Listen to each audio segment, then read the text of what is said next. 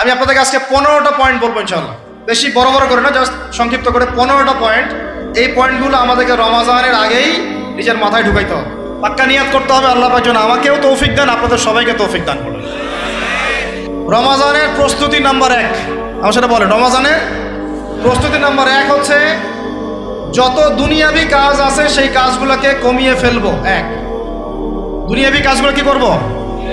মানে দুনিয়াবি যত কাজ, যত ব্যস্ততা যা আছে এগুলোকে কমায় নিয়ে আসবো, যাতে রমজান মাসে আমাকে বেশি বাইরে দুনিয়াবি প্রয়োজনে বাইরে বের হইতে না, বেশি ব্যস্ততা আমাকে দুনিয়ার জন্য না করতে হয়। মনে করেন যে আপনি চাইলে এখন যদি সামর্থ্য থাকে রমাদান এবং ঈদের বাজার করে রাখতে পারেন, কারণ লাইলাতুল কদর নষ্ট করে ঈদের বাজার, আর রমজানের অনেক রুহানিয়াত নষ্ট করে দেয় দুনিয়াবি বাজার ঘাট, তাই না? সবার সামর্থ্য হয় না, কিন্তু বড় বড় যে বিষয়গুলো আছে, বড় বড় খাবার, মৌলিক খাবার, এগুলো আপনি 2 মাসের জন্য বাসায় রাখতে পারেন যদি সামর্থ্য থাকে। সামর্থ্য নাই তাহলে সেটা আলাদা বিষয়।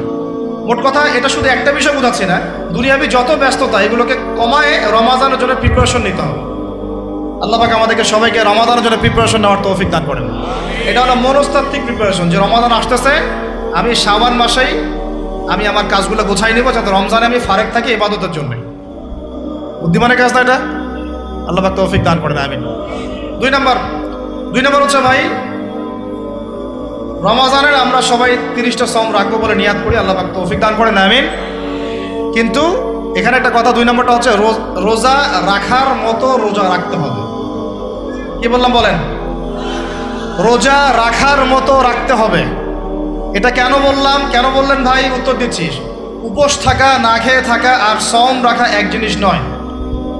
পানি ছেড়ে দেওয়া, খাবার ছেড়ে দেওয়া আর ইসলামী সম এক জিনিস নয়। অনেক ধর্মের মানুষ খাবার পানি ছেড়ে দিয়ে থাকে, উপাস থাকে না?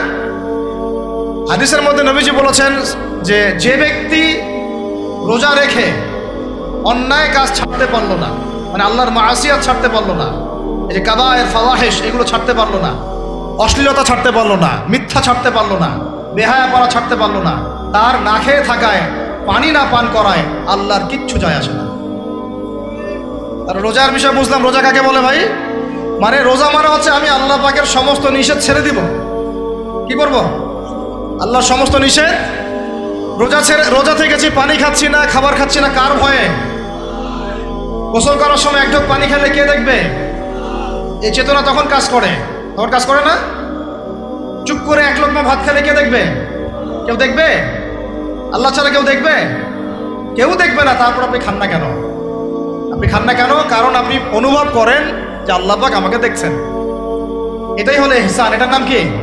ইহসান। এটাই বলা হচ্ছে হাদিসে জিবরিলের মধ্যে, আনতা আবুদুল্লাহ কাআন্নাকা তারাহ, তুমি এমন ভাবে আল্লাহর ইবাদত করো যেন তুমি আল্লাহকে দেখতে পাচ্ছো। ওয়া ইল্লাম তাকুন তারাহু, তুমি যদি আল্লাহকে দেখতে না পারো, জেনে রাখো ফাইন্নাহু ইয়ারাক, আল্লাহ পাক তোমাকে দেখছেন। এইটাকে বলে আল্লাহ কনসিয়াসনেস বা ইহসান বা তাকওয়া। আর তাকওয়া হাহুনা, তাকওয়া কোথায়? এখানে। আপনি সওমের আয়াতটা পড়েন, কুতিবা আলাইকুমুস সিয়াম কামা কুতিবা আলাল লাযিনা মিন ক্বাবলিকুম লাআল্লাকুম কি তাত্তাকুন, তোমাদের উপর সওমকে ফরজ করা হয়েছে ঠিক যেমন করে আগের উম্মতদের উপরেও করা হয়েছিল। উদ্দেশ্য হচ্ছে লাআল্লাকুম তাত্তাকুন, যাতে করে তোমরা তাকওয়া অবলম্বন করতে পারো। তাকওয়া মানে আল্লাহ কনসিয়াসনেস, এই যে আমি খাচ্ছি না, পান করতেছি না, আমি বিশ্বাস করি আল্লাহ আমাকে দেখতেছেন, এই তো। সেই বান্দা কেমন করে রমজান চলে গেলেই বেনামাজি থাকতে পারে? রমজান চলে গেলে কি আল্লাহ তাকে আর দেখে না? সেই বান্দা কিভাবে সুদ খায়, তখন কি আল্লাহ তাকে দেখে না? সেই বান্দা, একই বান্দা কিভাবে জেনা করতে পারে? মেয়েকে নিয়ে কেমন করে বাইকে ঘুরতে পারে? কেমন করে গায়রা মাহরামের সাথে আমরা করতে পারি, ফ্রি মিক্সিং করতে পারি? কেমন করে সে সমকামিতার দিকে ধাবিত হতে পারে? কেমন করে সে জুয়া খেলতে পারে? কেমন করে সে মাদক খাইতে পারে? কেমন করে সে আল্লাহ দ্রোহী আইন বাস্তবায়ন করতে পারে? যদি সে এই চেতনা থাকে যে আল্লাহ আমাকে দেখছেন, এই চেতনাটাকে বদ্ধমূল করার জন্যই রমাজান আসে। বলেন সুবহানাল্লাহ। আমি বুঝাতে পারলাম রোজা রাখার উদ্দেশ্যটা কি? ওই জিনিসটাকেই আমাদের ভিতরে ইনস্টল করাই হলো উদ্দেশ্য। লাআল্লাকুম, আমার বলেন লাআল্লাকুম তাত্তাকুন। তাকওয়া কি কিনতে পাওয়া যায় বাজারে? এই যে আল্লাহ পাক আমাকে দেখছেন, আমি খাবো না, আল্লাহ আমাকে দেখছেন, আমি পান করতে পারবো না, আমার রেস্ট্রিকশন আছে, পিপাসায় গলা ফেটে যাচ্ছে একেবারে রোদের মধ্যে, তাও খাচ্ছি না কেন? কার ভয়ে? ওইটাই জীবনের সব ক্ষেত্রে বাস্তবায়ন করার জন্যই রমজান আসে। বুঝতে পারি নাই মনে হয় ওই চেতনাটাই, একই চেতনাটাই জীবনের সবগুলো কাজে বাস্তবায়ন করার জন্য কি আসে? রমাদানের সমাস। আমরা শুধু রোজার ফজিলত নিয়ে বয়ান করি, রোজা রাখলে 70 গুণ নাকি হবে না, 70 গুণ হবে, 700 গুণ বাড়াই দেবে। মূল কথা ফজিলত তো ফজিলত পাবোই, মূল কথা এইটা, তাকেও অবলম্বন করতে হবে। আল্লাহ পাক আমাদেরকে তৌফিক দান করেন। কটা বলছি বলেন ভাই? 2টা মনে থাকবে। 1, দুনিয়াবি কাজ কমায় ফেলা। 2, কি রোজা রাখার মতো রাখা। 3 নাম্বার হচ্ছে, এটা আমার নিজস্ব একটা পরামর্শ আর কি। 3 নাম্বার হচ্ছে রোজা রাখার জন্য আমাদের সাহারি করতে হয়, ইফতার করতে হয়। এই তো আল্লাহর ওয়াস্তে সাহারি এবং ইফতারে মুসলমানের মতো খাবার খাবেন,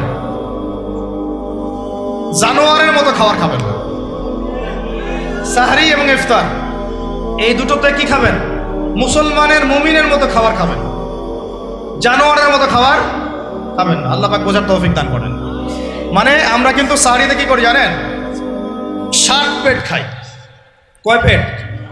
নবীজি বলেছেন খাবে পেটের 1 ভাগ খাবার, 1 ভাগ পানি, 1 ভাগ, আবার বলি 1 ভাগ খাবার, 1 ভাগ পানি, 1 ভাগ।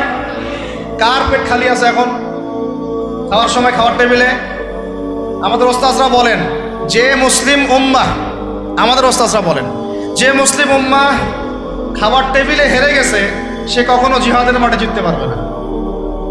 বুঝতে পারেন নাই? বুঝতে পারলাম না মনে হয়।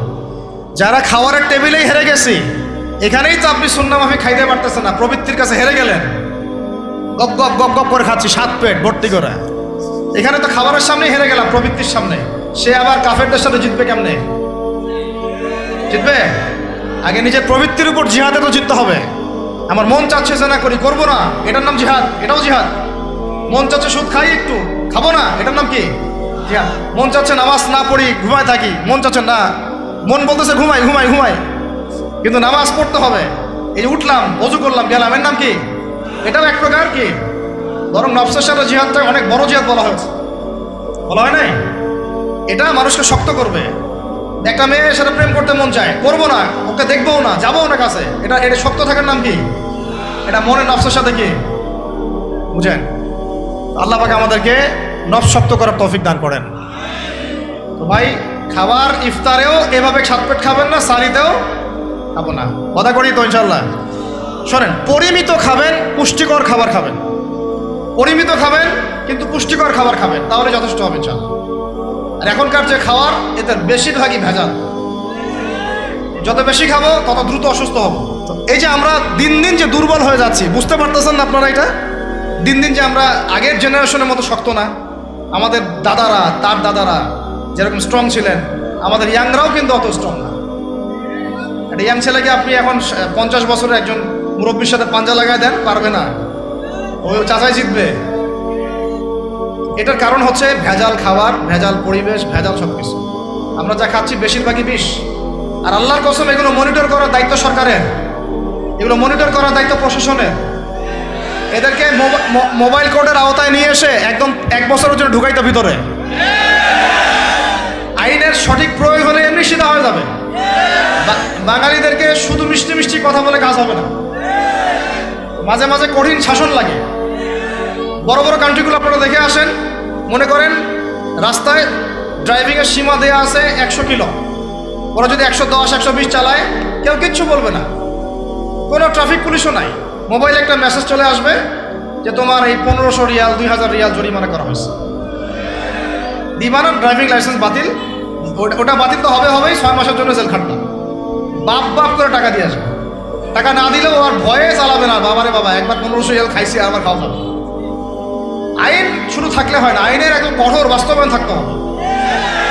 এই জিনিসটা যদি থাকে, দেখবেন সমাজ ঠিক হয়ে গেছে ইনশাআল্লাহ। আল্লাহ পাক আমাদের সবাইকে কথাটা মন থেকে বোঝার তৌফিক দান করুন। আমরা কি কারো শত্রু? আমরা সবার শুভাকাঙ্ক্ষী। যদি এই জিনিসটা শক্তভাবে বাস্তবায়ন করা যায়, দেখবেন খাবারের ভেজাল এমনি বন্ধ হয়ে গেছে। মানুষকে মেরে ফেলতেছে খাবার দিয়ে, 3 দিনের বাসি তেল দিয়ে রান্না করছে, বললো একদম টাটকা রান্না, খেয়ে ফেলে। এই যে কোলেস্টেরল বেড়ে গেল, ক্যান্সার হচ্ছে। গরু ইঞ্জেকশন দিয়ে ফুলায় ফাবায় মোটা তাজা করে ফেলা করে নাই? কি অবস্থা মানুষের বুদ্ধি! চালের মধ্যে এটা মিশাচ্ছে, ডালের মধ্যে ওইটা মিশাচ্ছে, পানির মধ্যে কি মিশাই দিচ্ছে, ড্রেনের পানি বলতেছে মিনারেল ওয়াটার। হ্যাঁ, ডাব খাবেন, ডাবের পানি আগে ইঞ্জেকশন দিয়ে বের করে ফেলাইছে, আগে খাই ফেলছে, অল্প একটু বাকি আছে, ওটার দাম ঢাকাচ্ছে 150 টাকা। নিচ থেকে উপর পর্যন্ত আমাদের সমাজে খালি প্রতারণা চলতেছে। এই কারণে আমাদের উপর থেকে আল্লাহর রহমত দিন দিন উঠে যাচ্ছে। আমাদেরকে সতর্ক হওয়া উচিত, আমাদেরকে সৎ হওয়া উচিত। সৎ হইতে পয়সা লাগে না, সৎ হইতে পয়সা লাগে। সবাই যার যার জায়গা থেকে ভালো হয়ে যায়, কিচ্ছু করা লাগবে না ইনশাআল্লাহ।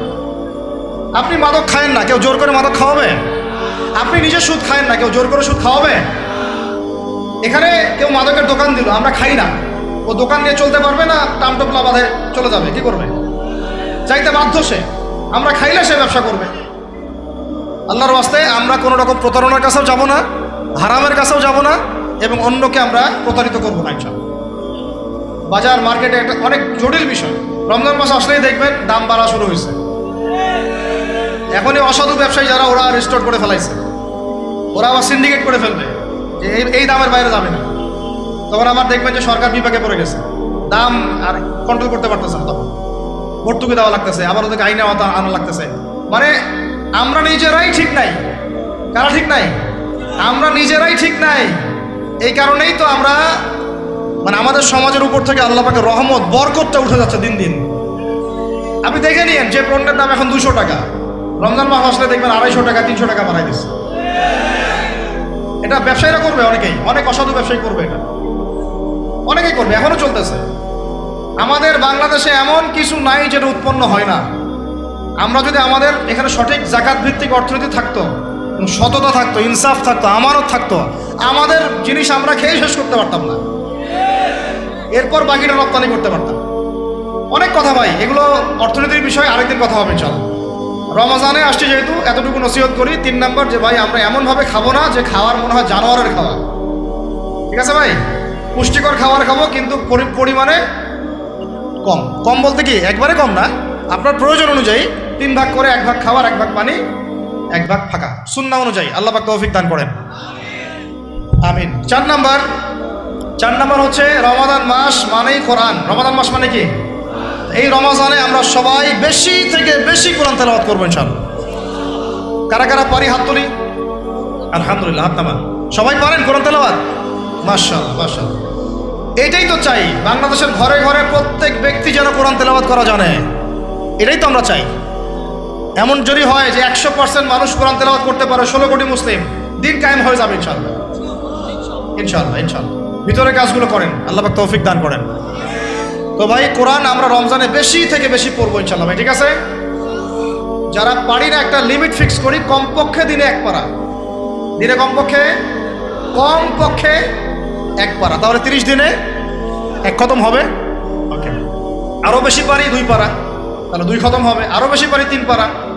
এমন আমাদের ইমামদের যুগে, আমাদের 4 ইমামদের যুগে, সলফে সালেহিনদের যুগে প্রতিদিনই 1টা করে খতম দিতেন তারা। সুবহানাল্লাহ, তাদের সময় আল্লাহ বরকত দিয়েছিলেন। সুবহানাল্লাহ, সারা রাত জেগে তেলাওয়াত করতেছেন, নামাজ পড়তেছেন, দিনের বেলা তেলাওয়াত করতেছেন। রমজান মাস হচ্ছে কোরআন নাজিলের মাস। এই মাসে যে হতভাগা কোরআন পড়তে পারলো না, তার জন্য আফসোস করা ছাড়া কিছু করার নেই। রমজান মাসে কোরআন আগে পড়বো, কোরআন শিখবো। না পারলে কি করবো? না পারলে 1 মাসে শিখবো, অন্যকে শেখাবো, কোরআনের দার্স দিব, কোরআনের মাহফিল হবে, কোরআনের তাবলীগ হবে, কোরআন নিয়ে আলোচনা হবে ইনশাআল্লাহ।